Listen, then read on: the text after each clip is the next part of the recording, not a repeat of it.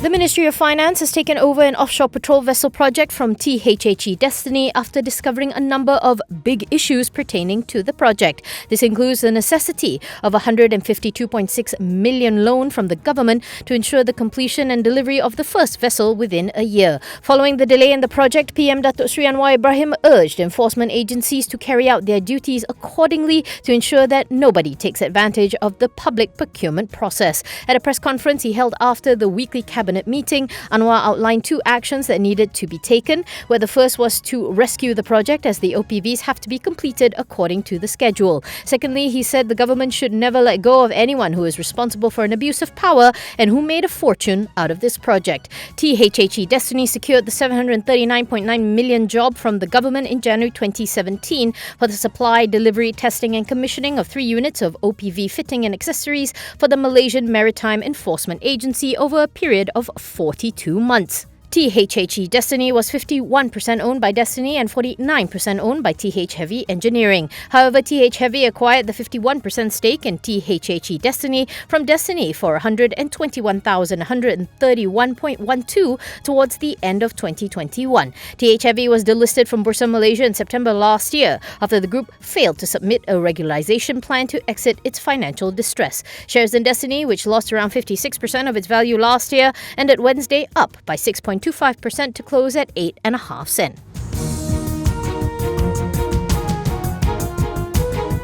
Textile retailer Jakel Group has emerged as the single largest shareholder in renewable energy company Cypark Resources with a 27.33% stake. This came after Cypark completed its private placement of 176.65 million new shares, which were all acquired by Jackal's investment arm Jakel Capital for 67.1 million or 38 cents per share. Cypark announced it in a bourse filing confirming the Edge's report. The RE company said it views Jakel Capital as a new strategic Bumiputra shareholder who will help the company's status as a Bumiputra-controlled PLC and will be a long-term investor of Cypark. Cypark said that with Jakel Capital's support, it expects to further optimize its strategic market position, enhance its shareholder base, expand and strengthen its business presence both locally and regionally. Meanwhile, Jakel Capital in a statement said the investment is to strategically rebalance the Jakel Group's investment exposure with the incorporation of ESG investing into its portfolio. Jakel Capital CEO Muhammad Ashraf said that through Cypark, the group now has a platform and a role to play to advance Malaysia's climate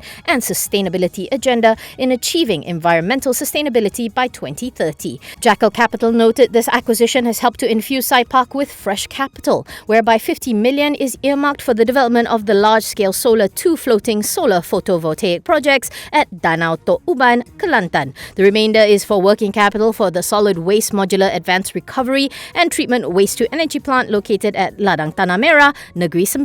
Cypark was one of the most actively traded stocks on the bourse today, closing 2.88% higher at 53.5 cents, with over 65.5 million shares changing hands.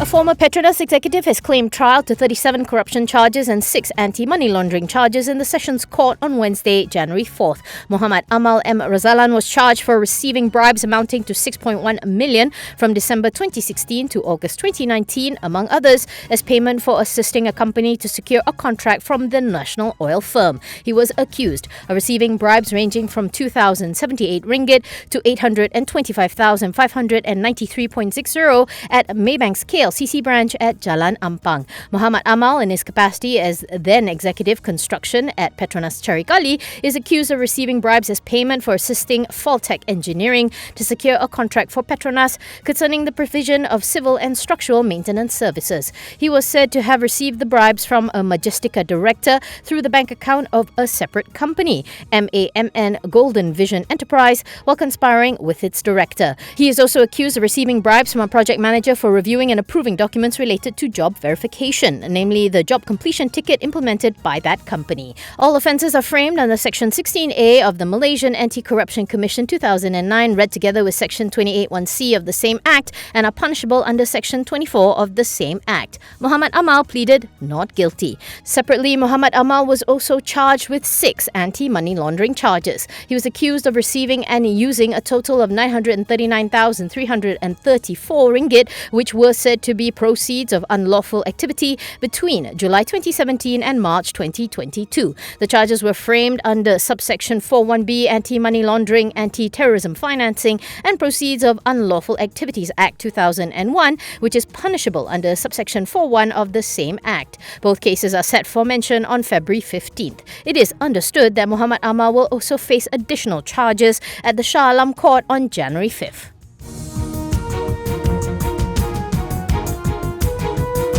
Bursa Malaysia and the Department of Statistics Malaysia have signed an agreement to share macroeconomic data with the aim of identifying key trends and insights to further develop the capital market. DOSM will share demographic and macroeconomic statistics and reports with Bursa in exchange for access to the Bursa's database related to listed companies, including trading statistics. Under the agreement, both DOSM and Bursa will have the opportunity to conduct joint exploration on areas of mutual interest towards the development of the capital market.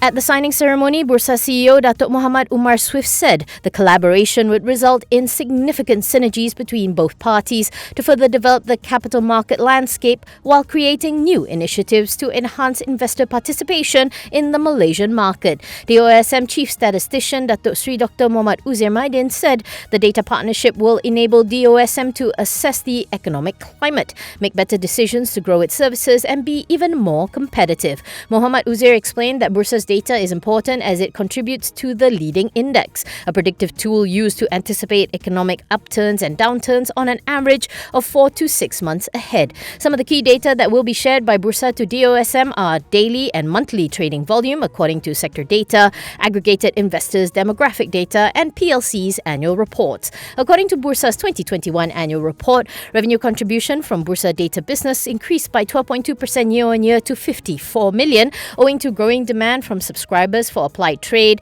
and ESG-related insights and information, which are then used to generate in-depth insights and analysis to support investment decisions.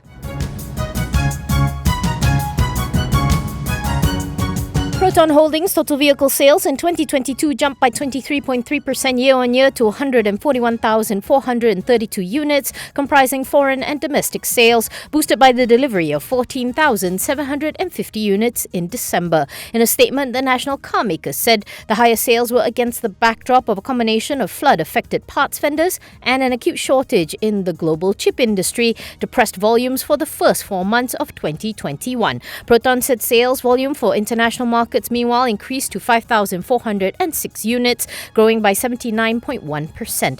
Overall, the group said it has retained its ranking of second in the automotive sales table with an estimated market share of 19.6%. Proton said total industry volume for 2022 is estimated to have closed at over 720,000 units, a new industry high on the back of a record-setting December. The car maker said sales for 5 out of 6 Proton models have grown in 2022, with 3 models ending the year as segment leaders. Deputy CEO Roslan Abdullah said 2022 was a year of achievements and missed opportunities for the car maker, adding that the effect of the floods at the end of 2021 spilled over to the first quarter of 2022 and resulted in the company starting 2022 on the back foot. Even so, he says that Proton is proud to be the only automotive company in Malaysia that has recorded a growth in sales for 4 consecutive years from 2019 to 2022. However, Roslan expects TIV to recede from 2022's record volume as deliveries for orders placed during the sales tax exemption period will be fulfilled by end March. He adds that interest rates are also expected to increase again this year, which would make it tough for the automotive industry to continue an upwards trajectory.